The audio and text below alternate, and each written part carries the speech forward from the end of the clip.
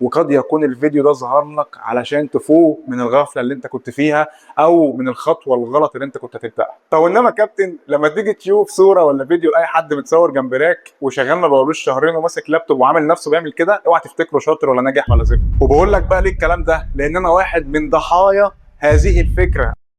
بقالي فترة بشوف ضحك، بشوف هبل، بشوف قلة علم وتسويح لناس كتيرة قوي لسه بتبدأ في مجال الاي تي. اسمع واحكم بنفسك عشان نوقف المهزلة دي. طالع فره كده ان اي حد شغال ما بقالوش شهرين في اي شركة يطلع يعمل فيديوهات 3 على التيك توك والناس تسأله يقولوا له ابدأ ازاي، فيقول لهم خدوا الاي بلس والسي سي ان اي والام سي اس اي وربنا معاكم يا شباب، انتوا جامدين قوي يا شباب.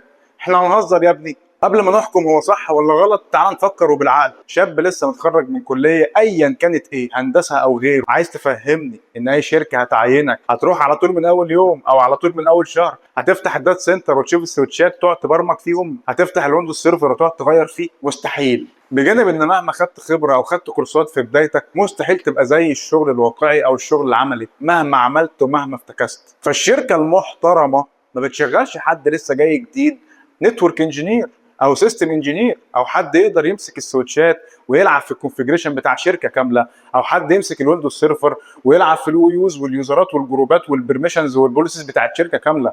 ده هبل وهطل. اي اي تي مانجر او اي شخص قديم في اي شركه شغال في مجال الاي تي، اي حد بيجي جديد يشتغل معاه لازم ولا بد يعدي على سلمه الهيلب ديسك. لو جيت بقى انت فكرت وعايزك تشغل دماغك 3 ثواني، هو الهيلب ديسك بيعملوا ايه؟ ده راجل بيحل المشاكل اليوميه بتاعت الموظفين، زي نسيان الباسورد، زي ان موظف مسح داتا معينه وعايز يرجعها تاني، زي انه يظبط موضوع الشير بين الاجهزه، وازاي يخلي موظف في قسم الاتش ار مثلا يكلم موظف او يبعت ملفات لموظف في قسم الاي تي، او موظف في قسم الحسابات، او موظف في قسم المخازن، او يبعت ملفات للمدير على طول، زي انه يتابع المشاكل والتيكتنج سيستم عشان يخلي الشغل يفضل داير في الشركه بشكل سموث من غير مشاكل ومن غير اي حاجه. وراجل فاهم في الكمبيوتر واساسياته وعارف مكونات الكمبيوتر عشان لما تحصل مشكله سواء كانت سوفت وير بشكل برمجي يعني يقدر يحلها، او كانت هاردوير بشكل ليه علاقه بالمكونات سواء كانت رامات او سي بي يو او باور سبلاي، يقدر برضه يفك او يركب ويحل. بجانب انه الشخص الاول اللي من قسم الاي تي اللي بيتعامل مباشره مع الموظفين، فلازم يكون عنده سوفت سكيلز رهيبه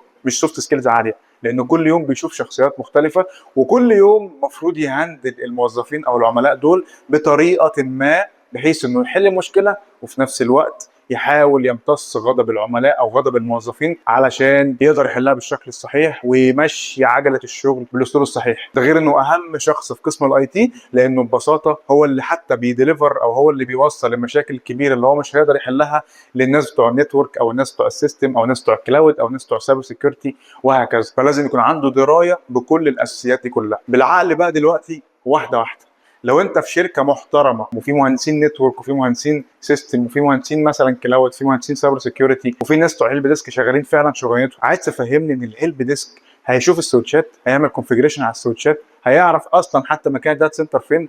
عايز تفهمني انه هيشوف السيرفرات ويعرف طريقه او نظام السيرفرات شغال ازاي ويقدر يبقى ليه اكسس على السيرفرات دي؟ مستحيل.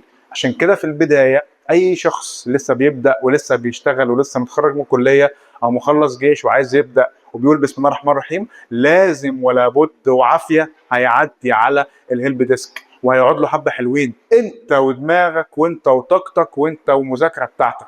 ومع الوقت في الشركه المحترمه بتاخد اكسس واحده واحده واحده وبتذاكر مع نفسك وانت شغال واحده واحده واحده لحد ما انت اللي تختار هتتخصص نتورك ولا تتخصص سيستم ولا ايه. يبقى بالعقل كده، واحد هيشتغل هيلب ديسك يذاكر ايه؟ يذاكر سي سي ان اي وام سي اس اي، يذاكر حاجات ليها علاقه بالسويتشات وتوبكس ادفانسد جدا جدا جدا هو قد يكون اصلا ما يحتكش بيها ومش هيسمعها كتير لان الكلام ده هيبقى المختص بيه الناس بتوع نتورك انجينيرنج بس، ويذاكر الام سي اس اي، الشغل اللي ليه علاقه بالسيستم واللي ليه علاقه بالويندوز سيرفر واللي ليه علاقه بالتحكم في اجهزه الموظفين بشكل عام. ما قلتلكش ان الهيلب ديسك مش هيشتغل شويه سيستم، لا طبعا لازم يكون عنده درايه بالاساسيات، بس مش هياخد كورس كامل فيه توبكس ادفانسد وتوبكس صداع كتير قوي عليه وهو اصلا هيشتغل بيا دوبك 10 15% منهم. ياخد كورس كامل عشان يشتغل في 10% بس منهم. السي سي ان ايه ياخد كورس كامل عشان يعرف يعني ايه اي بي ويعني ايه سبنت ماسك ويعرف ازاي يحط اي بي لجهاز ويعرف ازاي السويتش بينقل الداتا من جهاز لجهاز؟ مستحيل، خصوصا انه مش هيقدر لو هو في شركه محترمه يفتح كونفيجريشن على اي سويتشات ويقدر يلعب في السويتشات او يعمل لها برمجه بالشكل اللي هو عايزه بدماغه. لا، اي شركه محترمه بيبقى ليها سيستم او بروسيجر في الكونفيجريشن او في الاكسس عامه على اي جهاز من اجهزه الشبكات، سواء كان سويتشات او راوترات او فاير وول او كان سيستم وسيرفرات وخدمات وسيرفيسز، سواء بقى كانت اون بريم على السيرفرات اللي موجوده في الشركه او كانت على الكلاود، مش هتفرق. الهيلب ديسك في الاول وفي الاخر هو بيستخدم التولز دي على قد الدرجه بتاعته. مش بقول لك ان هو قليل او ان هو ضعيف، ولكن دي وظيفته، دي متطلبات الوظيفه بتاعته. ولو رحت لاي شركه وشفت متطلبات الوظيفه هتلاقي ان هي بعيده تماما تماما عن محتوى او التوبكس اللي بتتكلم في السي سي ان ايه. بالعقل وفكر معايا، تسمع كلام عيل لسه ابن امبارح شغلنا بقاله شهرين، واحتمال اصلا ما يكونش طلع له الكارنيه اللي بيفتح بيه داتا سنتر ويشوف بيه الراك، وتمشي وراه وتضيع من وقتك وتضيع من عمرك 6 7 8 10 شهور سنه بتدرس حاجه، وفي الاخر هتلاقي نفسك داني اشتغلت، هتلاقي نفسك بتشتغل بربع ربع ربع منها، تشتغل ب 10% بس منها، وبعد كده بعد ما هتشتغل هتنسى كل اللي انت اتعلمته، فترجع بعد كده تذاكرها تاني، وبعد كده تقاتل وتقاوح عشان تطلع من هيلب ديسك وتوصل للسن ايه. ما انت خلاص ما فاكش صحه، ضيعت طاقتك كلها في الاول في البدايه في مكان غلط، بعد كده اشتغلت هيلب ديسك نسيت كل حاجه، بعد كده رجعت ذاكرتها تاني، بعد كده تشوف بقى يعني ايه سيستم بقى، ويعني ايه سي سي ان ايه بقى، وليه الحاجات دي، ودي رايحه فين واجي منين، وليه. ما تمشيش ورا اي حد، اعقل عقلك ودماغك، ما تمشيش ورايا ولا تمشي كلامي. انا يا عم راجل بضحك عليك دلوقتي، افتح يا عم لينكد ان وشوف متطلبات وظيفه الهيلب ديسك واللي الشركات متفقه عليه ذاكره، لا كلامي ولا كلام محمد ولا كلام حسين. صاحب العقل دايما كسبان، فكر بعقلك وضيع فعلا وقتك وطاقتك وصحتك الغاليين جدا جدا جدا فعلا في الحاجه اللي انت شايف ان هي فعلا هتوصلك للحلم بتاعك. وبقول لك بقى ليه الكلام ده؟ لان انا واحد من ضحايا هذه الفكره. انا معلم من 5 سنين عملت نفس الموضوع، وشفت ما شاء الله ناس كبار وناس خبره وناس بيطيروا في الجو، فكلهم قالوا ابدا بالسن ايه، فقمت سمعت كلامهم وبدات بالسي سي ان ايه. قعدت 6 شهور بذاكر، وفي الاخر قعدت 3 او 4 شهور بدور على شغل وما لقيتش، لحد ما اكتشفت بالصدفه ان الهيلب ديسك مختلفه تماما عن المحتوى بتاع السي ان ايه او عن المسار نفسه اللي بيبدا منه كورس سي ان ايه. فرجعت خدت خطوه لورا واحترمت نفسي وذاكرت فعلا الاساسيات اللي كانت موجوده ساعتها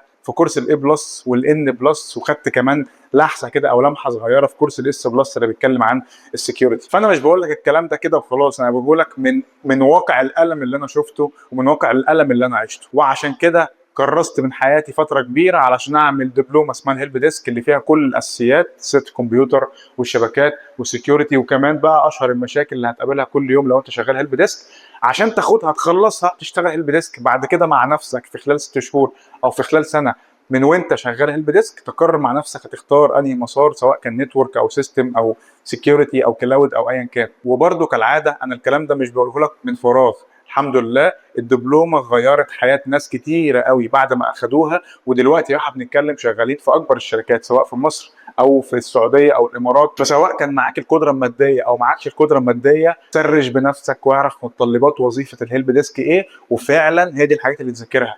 بعد كده بعد ما تتخصص شوف عايز تعمل ايه، شوف عايز تكمل شبكات ولا تكمل سيستم ولا ايه بالظبط. مجال الاي تي من اسهل وامتع المجالات اللي في الدنيا، ولكن مشكلته في اول سلمه بتاعت البدايه. امشي واحده واحده واطلع واحده واحده، مفيش صربعه، ما وراكش حاجه، الحياه سهله، الدنيا بسيطه، اعمل اللي عليك وربنا كده كده هيجازيك خير، وربنا كده كده فعلا فعلا بيحب عباده.